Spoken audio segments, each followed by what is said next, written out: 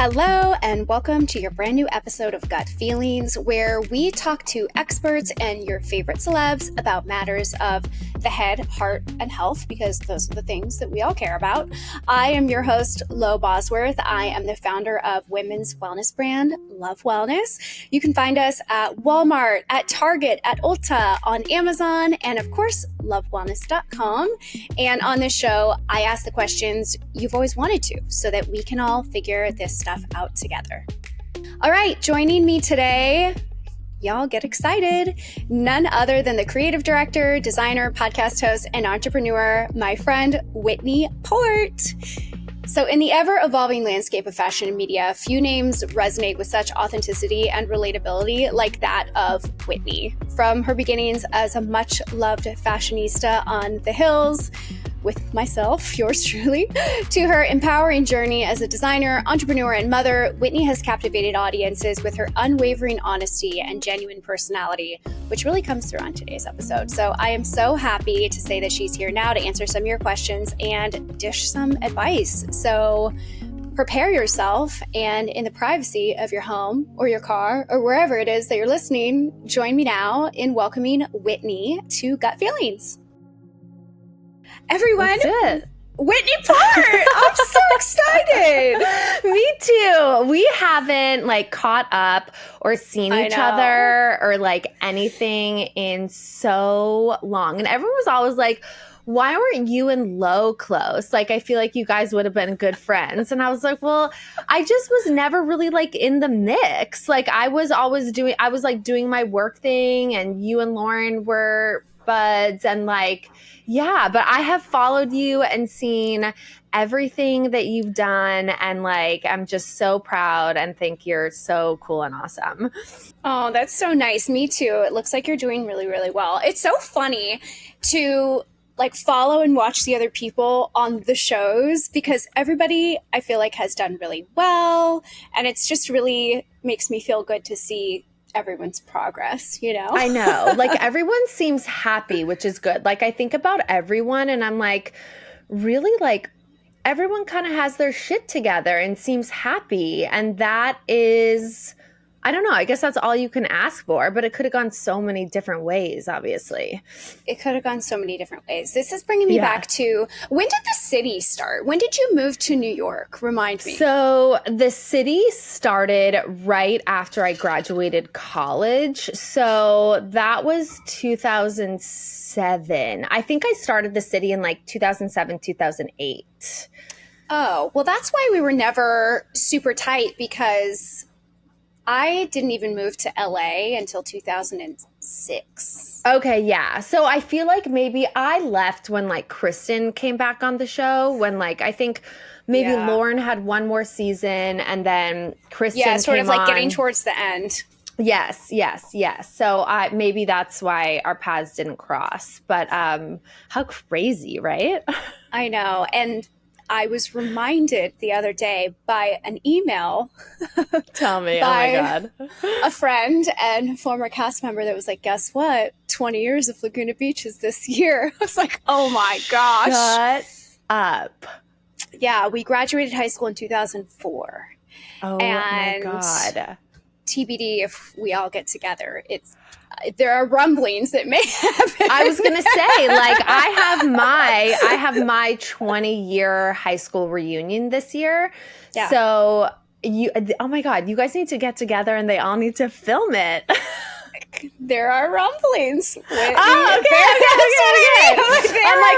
obviously not the first one to think about this. That's amazing. That would be so fun. It's so fun. I watched it. So many people have asked me, what did you think you were getting on when you started doing The Hills? What was the TV show that you signed up for? And I was honestly, I had no idea. I walked in to film my interview at Teen Vogue, and I was sitting in the waiting room, and then Lauren walked in, and I had watched Laguna Beach. So it was that moment that I'm oh my God, I must be on her fucking spinoff show. This is what's happening. So that was definitely an eye-opening moment for me. But it's so wild how long it's been. It's so it's been so crazy. Yeah. Mm-hmm. It's been a very interesting 20-year journey. 20 years. I know. I'm coming up Yeah. on 40. Oh my God. Yeah. I'm going to be 38 this year, which I just No, blows my own mind. it. It's amazing. 38's great. It's gonna be a fantastic year. I'm in such a great place, and Good. everything is going really well. Let's get into our questions. Yeah, let's. I feel like we could talk about reality TV all day. I know. We could totally reminisce. I want to ask you questions. I need to have you on my pod too. We'll do a swap.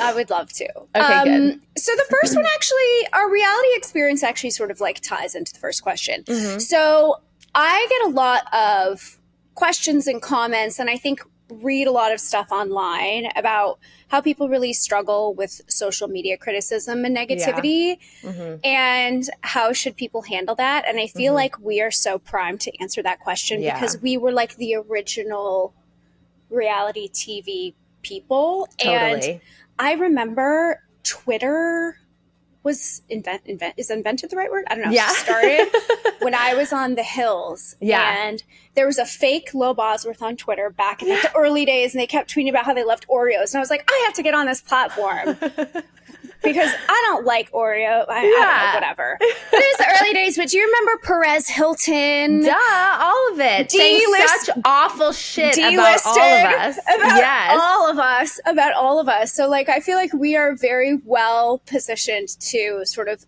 go in on this topic of social media criticism and how you best deal with it. And I feel like you have been in the limelight a lot. And I just wonder how it impacts you and how you sort of live your life knowing that this is part of it.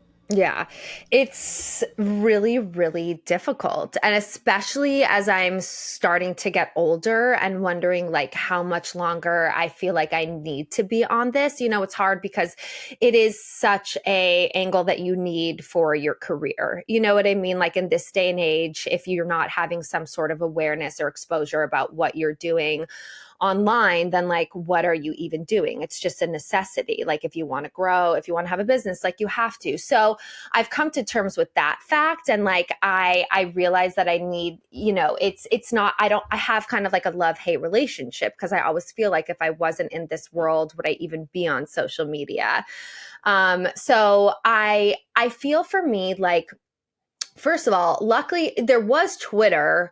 I remember tweeting live during city stuff, but there wasn't really, real social, there wasn't Instagram. There wasn't where the show would air. And then immediately there was all these comments on your page about how awful you were or how awful you looked or how could you say that or whatever. Thank God there wasn't that when we were doing that. Cause I probably would have crumbled, but I think now we crumbled anyway. We crumbled anyway. That's true. I remember at the time, literally there would be something came out on Perez Hilton. It was I've shared this story before, but it was Whitney Port loves bongs and butt sex was the title of one of his articles. And I was freaking out. As would I. I'm sorry. As would freaking out. I had a publicist at the time. So I call her. I'm damage control. What is everybody going to think of me? Oh my God. My career's ruined. And I just feel you have to, in those moments, don't shame yourself for having those freakouts, but take a few deep breaths and realize your reality. And I think that goes with also when you read disgusting comments as well, or get any kind of trolling or hate, bring yourself back to your reality, realize that this person doesn't really know you, doesn't know what's happening behind closed doors, doesn't really have the full story, is judging you based on this one thing. And you know what, is giving you some sort of attention. So just take it. I feel you have to know that you don't know these people, they don't know you. So you have to try to not give it too much weight, but it takes time to get there. Now when I read yuck stuff, I try to pinpoint like what about it is making me upset. Like, is there something in it that is there some truth in it that I need to like look at and try to uncover and discover and like think about? Or is this person just trying to like spew hate because they have nothing else to do? And I feel like I'm really able now to like throw away those comments and not put too much hate on them. But for me, the hard part is more like comparing myself to other people on social media and like always just feeling like I'm not doing enough. Like I'm not doing it the right way, or I'm not doing it enough, or I'm not sharing it enough. And like that is exhausting. Yeah, I feel like to a certain degree, social media, even when you don't post a lot, it's a mirror to yourself constantly, right? You're always comparing. You're always thinking, oh, well, how did they get there? How did they do that? How did they get that deal and I didn't get that deal, or blah blah blah blah blah, whatever it is. And yeah, I agree with you. I dream of the day when I can go on Instagram and be like, guess what, guys? I'm done with Instagram. Bye. Yeah, exactly. Bye. But I mean, like, I've thought about unfollowing everybody, like not following anybody, just so that it is purely something that I'm just using to like post and do my own thing on. And then I'm like, oh my God, like that feels like such a big move. And I feel like I need to know what's going on. And it's a way that I get news and it's a way that I find inspiration. But like, I agree. I think that when we feel that way, when we feel that insecurity, I feel like it's important to go back to what we actually are doing, how much we're doing, Yeah. and, you know, come from that place as opposed to everything that we're not doing. Because if we operate from a place of loss or less than, like we're always going to be at that place. Yeah, I agree with you. And also, sorry if everyone can hear my dog barking sometimes. He got home from his walk and he's real rowdy when he gets home excited. from his walk. Yeah, I think especially for us, it's very interesting because we have had people looking at us basically since we were teenagers. Well, yeah. And I think it's very interesting to see people who don't work in the entertainment industry get visibility on social media and see how they react and deal with it. And it's sort of like seeing yourself for the first time to a certain degree. And you see them go through like the entire spectrum of emotions of, oh my gosh, people are looking at me. Is it good? Is it bad? Does it make me feel nice? Does it make me feel bad? Oh my God, now people have bad opinions about me. Oh my God, now it's spiraling. Oh my God. And I've always thought that, or I have learned, I guess, over the years that you really have a choice when it comes to this type of stuff, and you can choose to buy into it, and you can allow it to run your life and ruin your life, or you can choose to not buy into it and remember that, yeah, the internet's real, but the internet's really not real, and it doesn't really have that big of an impact on your mind and your body if you don't allow it to. You're so right. Like, but that was I had to learn that in therapy, like that it's a choice. Yes. I mean, that makes a lot of sense. And I think for us, having had that kind of attention since we were so young, it's like we have this really weird relationship with it. Like for me, there's always been a little bit of an imposter syndrome of like, do I deserve all these things that have happened to me? Was it just because I was on this TV show, or am I actually a good designer? Am I actually, like all of these like self-worth questions that have come up later in life that I've realized like why certain insecurities have become because I've been unsure of my worth in the world, because I've always been thinking about how other people are viewing me as opposed to be solely focused on how I'm viewing myself.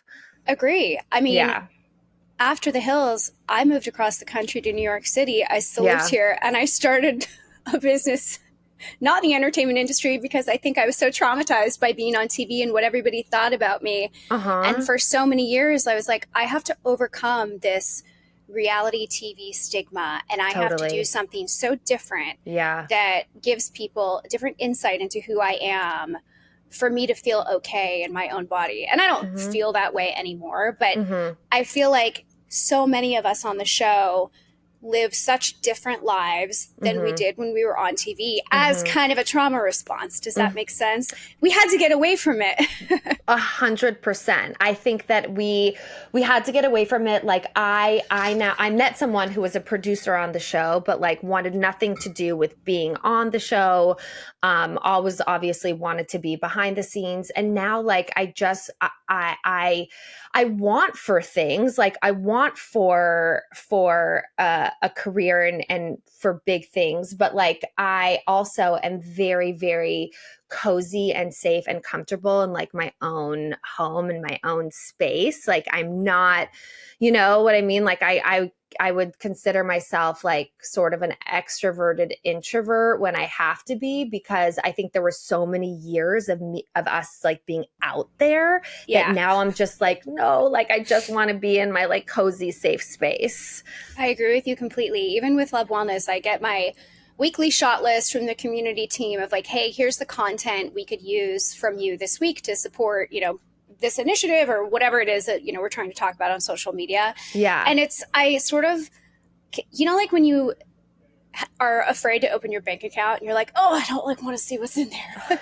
When I get that shot list every get to say, I'm like, oh God, what's in that shot list? I know. Like what? I know. But I also feel like because we came up on that we're interesting in our age. I mean, I don't want to speak for you either, but like, and I talked about this, social media has been something that I've definitely had to learn, you know, it's like, I think there are so many ways our businesses could have been so much bigger had we obviously had social media when we were on the show, but I'm like a little bit behind on it. So I feel the same way. I'm like, oh God, like what am I going to have to like shoot? Or do people want to see this? Do people still want to see me in front of the camera? Like, do they care? You know, it's like, so I totally get that. Yeah, it's complicated for sure. Yeah, even now, to your point, I'm like, oh, wouldn't it be nice to share a picture of my family or my boyfriend, whatever? But then there's this part of me that's just like, no, I can't go down this road. This road has hurt me time and time again. And so I'm always inclined to not. Yeah. So you still keep a lot private because of that. Yeah, totally. Yeah. And I think that's like the ongoing trauma response of just like the topic. It's like, social media anxiety and like how do you deal with negativity, and it's like the things that I am like so happy with in my life, why would I put them out for like people to shit them on it? Yeah, like I don't need to compromise them. I don't have some network and executive producer like forcing me to do something for my job anymore. My social media accounts are mine, so I can share what I want. What you want. Yeah, no, I totally get that. I mean, I'm like that in the other way of like any kind of I have to be protective, like, especially with my fertility stuff that like hits me really deeply. Like I have to be very protective of how much I share and when I share that, because that gets like so too much for me. Like everyone having opinions, weighing in, questions, like, you know, when I'm in something emotionally, that's when I have to keep boundaries with it on social media.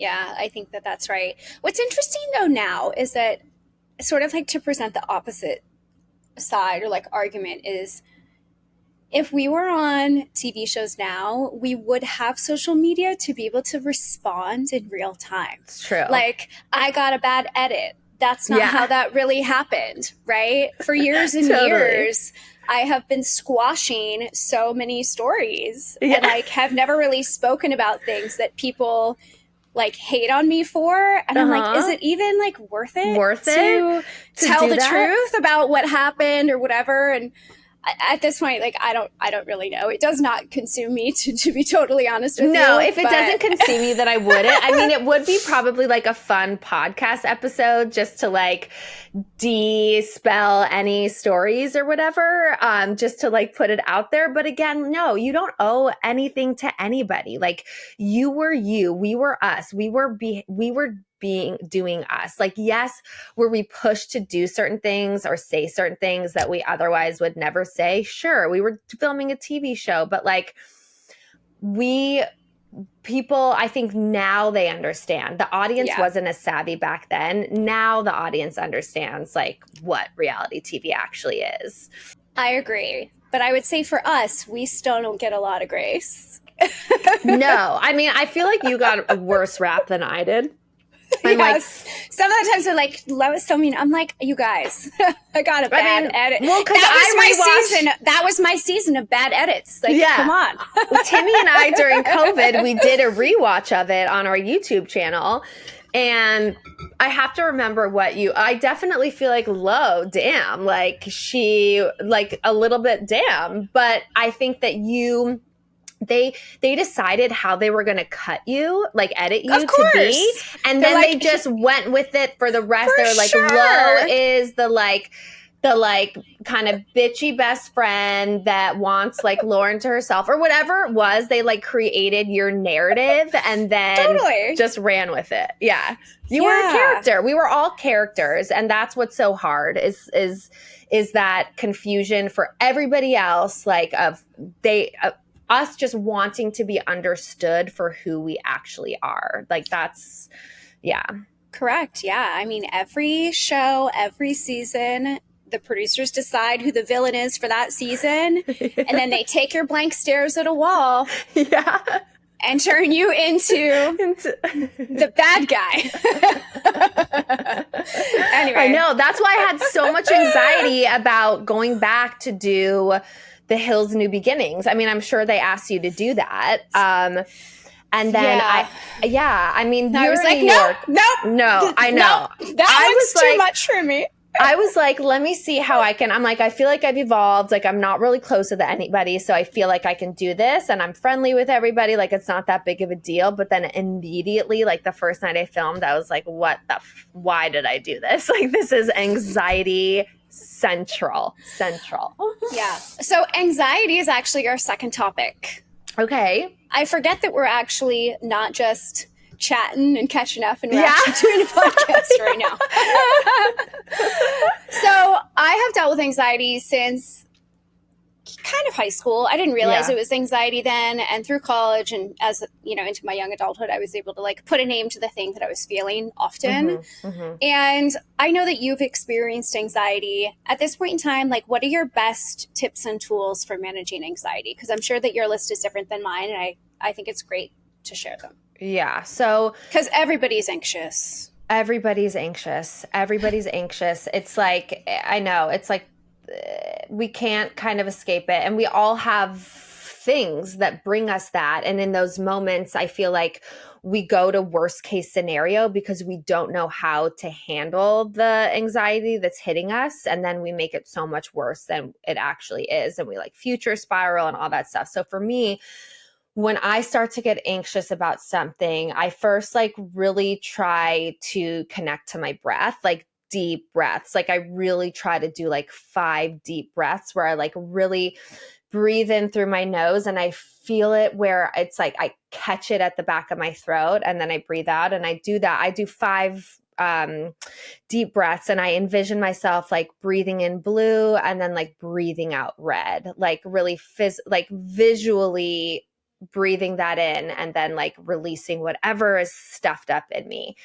And that visualization and breathing exercise works for me. And then what I try to do is like, I try to bring myself back to my reality, like depending on what my anxiety is about, I try to bring myself back to like where I am, like, am I safe? Has this thing that I'm worried about happened yet? Are there things that I can do to like help make this situation easier to, and I try to just like really root myself back in my present. And then I feel like if I'm still kind of spinning from that, then I talk to Timmy. I'm like, I have to get out of my head with this. Like, and that when you're talking to a partner about it, I suggest that you kind of frame it at the beginning. Like, are you looking for advice or are you looking for just like someone to vent to and just be like, I hear you? Because make it clear to your partner, because that's when then things can get like, it can snowball into something else if you're looking for your partner for that support. But that's really for me, like my breathing, rooting myself in my reality. And then also my meditations just help, like they help me. I've been doing Jeff Warren's Daily Calm for several years now. And just those practices alone help me when I am getting hit with anxiety, just like turning to either turning on a meditation or turning to certain mantras that like Jeff has in his teachings. So yeah, I like those are actual like tactical real things, but I think just not shaming yourself for it too. Like realizing when it's hitting, giving yourself what you need in that moment, taking yourself out of whatever situation you need to, and not shaming yourself afterwards for having the anxiety or for having anxiety, because I think that like judging yourself just makes it so much worse. Yeah, I agree. I think now I'm able to look on my anxious moments almost with a lightheartedness to Yeah.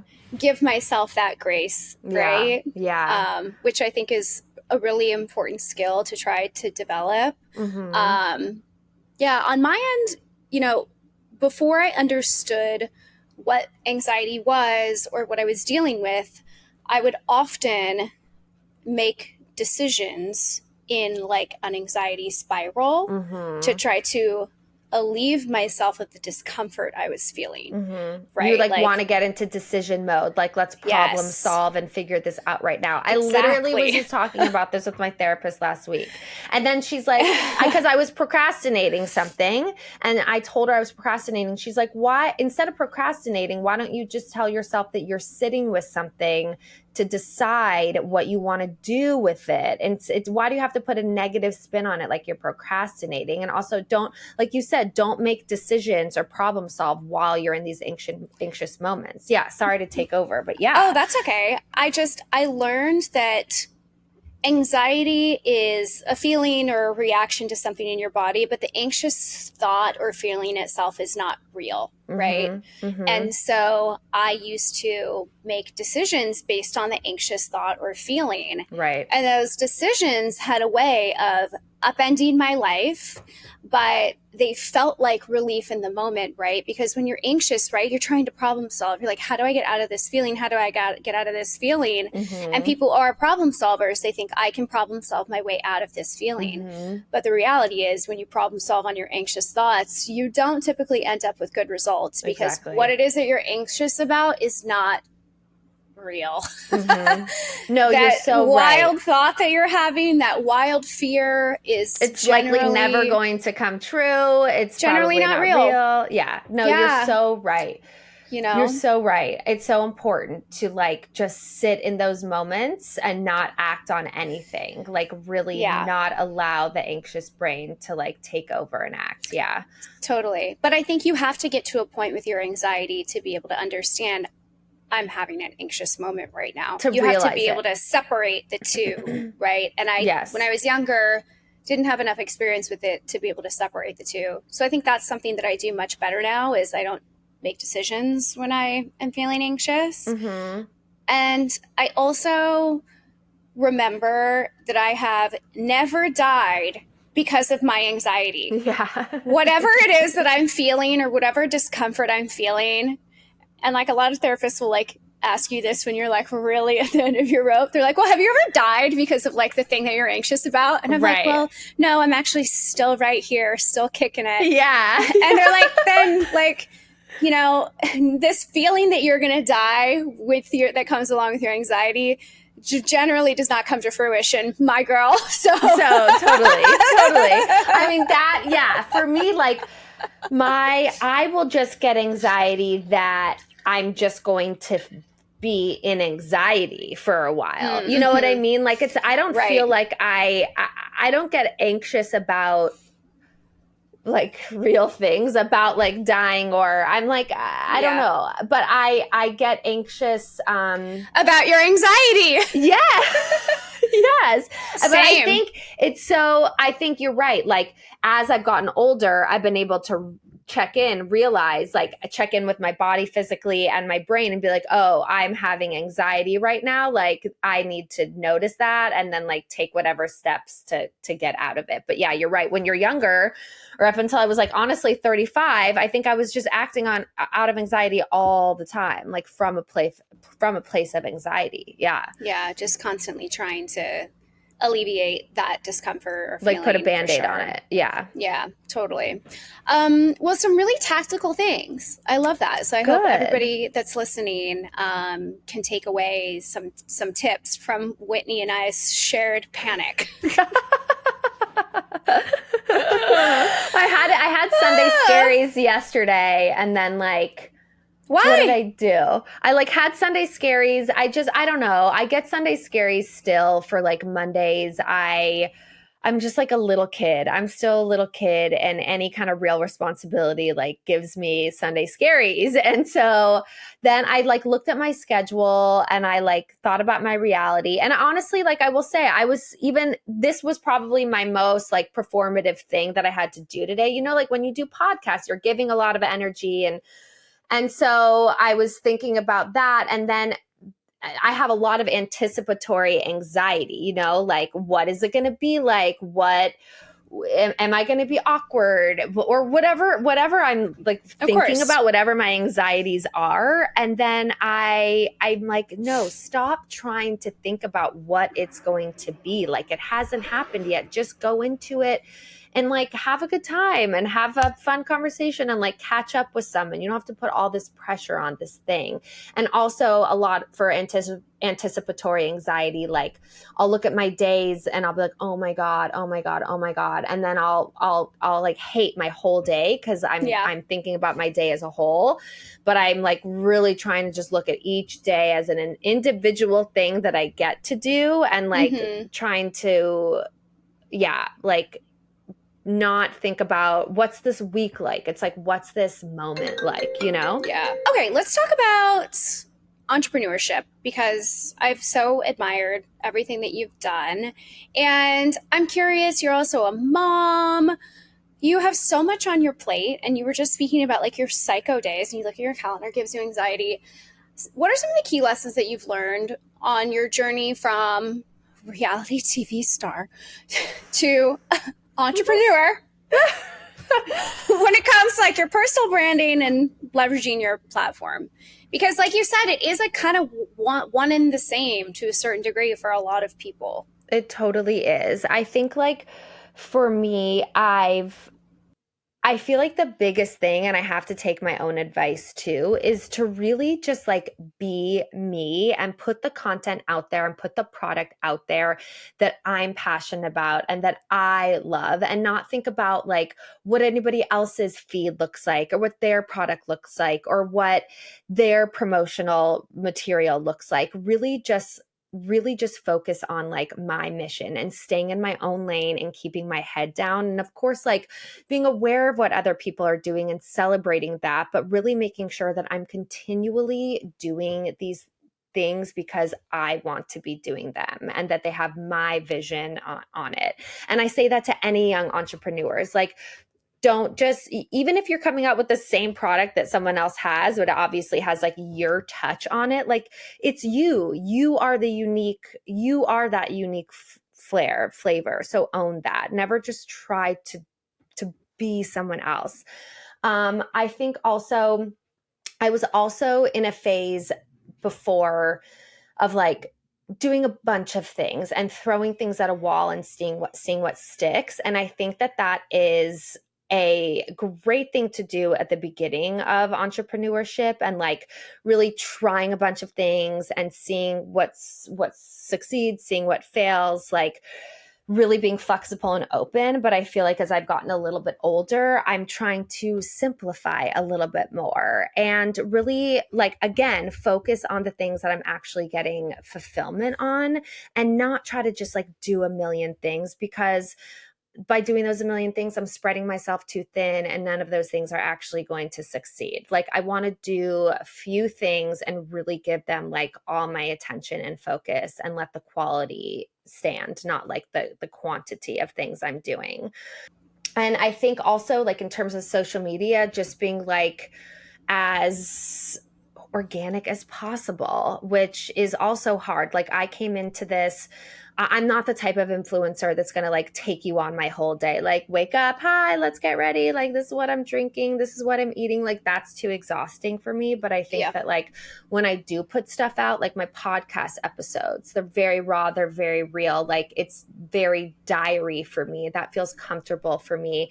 And so I think that works. Like, that is, it doesn't need a lot of editing. Like, I'm not sitting in front of a camera all dolled up, like, and same with our YouTube. It's very relaxed, chill, and that's our vibe. And so I think everyone just like owning your aesthetic, owning your vibe. What else? I agree with you. I think that consumers are so savvy these days because everything is so saturated. They've seen so many products, so much stuff is being made and is for sale. And consumers like really have gotten savvy. And really, the authenticity that you're speaking to, I think, is the unique value prop of most businesses that are doing well at this point in time. Like, it's hard to be a dupe brand these days and get very far, in my opinion. You have to have that authenticity and that passion for what it is that you're doing. And like the dupe business model is a business model. It's successful for a reason, right? Of course. But I think that if you are actually trying to make an impact, and actually trying to help people with whatever it is that you're doing, focusing on the things that you're really good at and the things you nerd out on is like of the highest importance, right? Of the highest importance. Like, you have to love, you have to find the thing that you really love to do, because that is what is going to sustain the business. Because like I said to you before, I don't love social media. Like, I don't. Like, Me neither. It's not like I get on there and I'm like, yes, like, let's edit a reels, you know, like, or like, let's shoot a reels even, you know what I mean? Like, and it's hard for me to, I know. it's hard for me to say that, but I have to be honest. So that's why I'm like, when it comes to social, I'm putting out, and I'm trying to do this more, and it's always an evolution, but like, I just want it to be like a slice of my life, like